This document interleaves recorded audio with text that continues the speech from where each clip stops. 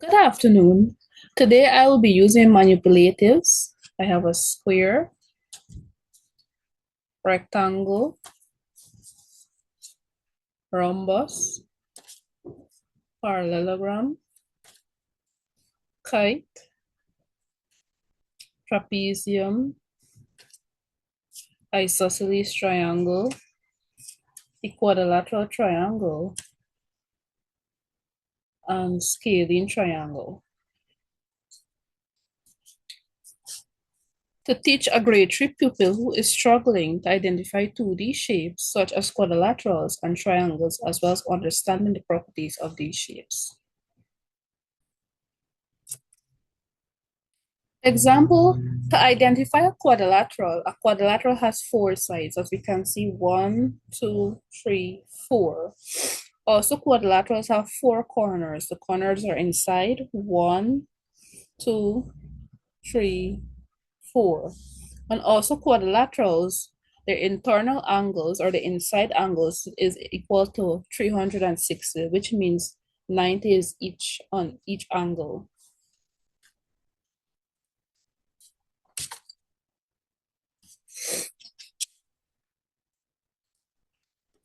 To identify a triangle has three sides. We can see 1, 2, 3.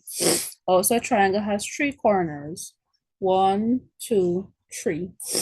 And the internal total of the triangle is 180 degrees, which means 60 for each angle.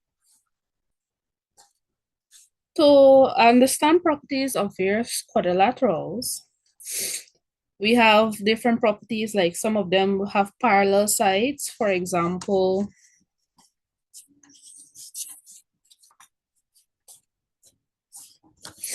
the parallelogram. The parallelogram has parallel sides.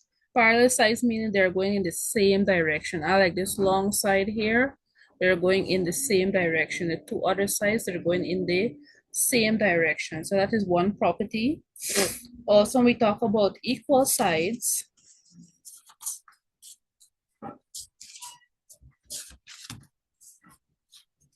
when we talk about equal, for example, the rhombus, we mean all the sides are equal or all the sides have the same length. For example, the rhombus, this side and this side have the same length. This side and this side have the same length. Also, there are some that have adjacent sides. For example, the kite, adjacent meaning the two sides are together, are close together, or near together. Also, we have opposite sides, where the sides are opposite each other. For example, the rectangle. For example, the two long sides are opposite each other. The two short sides are opposite each other. To identify triangles, there are some triangles that have no equal sides. For example, the scalene. You can see that the different sides of the scalene triangle, they're not equal. They have different lengths. But with the equilateral triangle,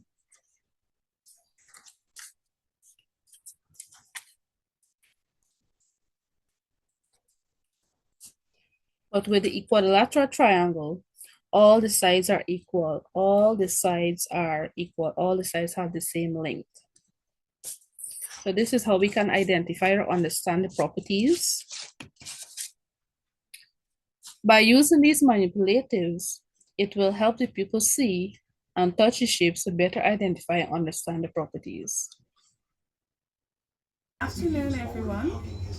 Today I will be doing a demonstration for mathematics. I will be teaching time to a grade 3 class.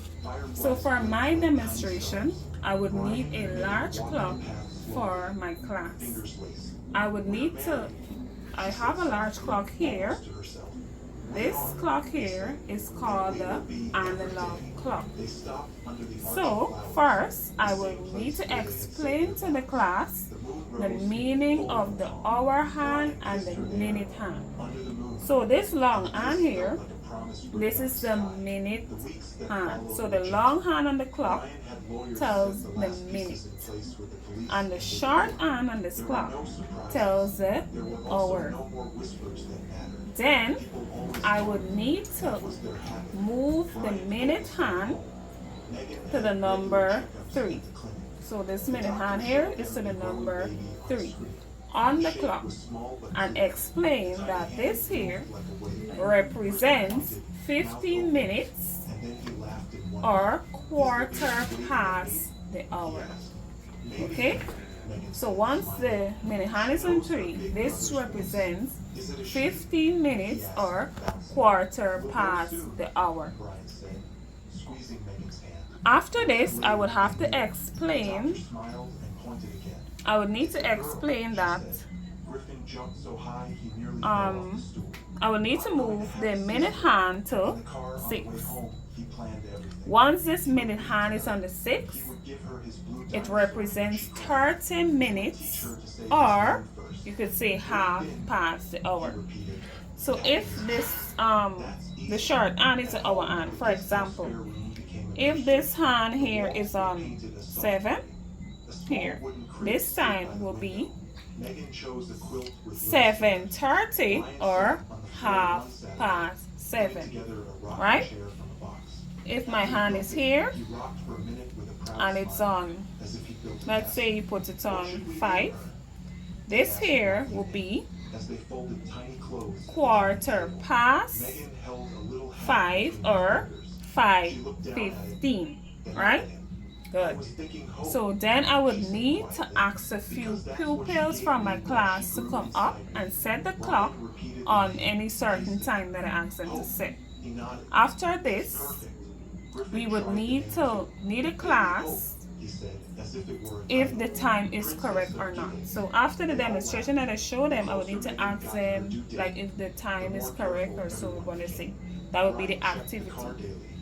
So then we will need to play a match time game where they could match pictures of a clock with a written time after all the demonstration and the practical activities. So the purpose of this demonstration is for my pupils to be able to see, touch, and learn how to tell time more efficiently, in an efficiently manner.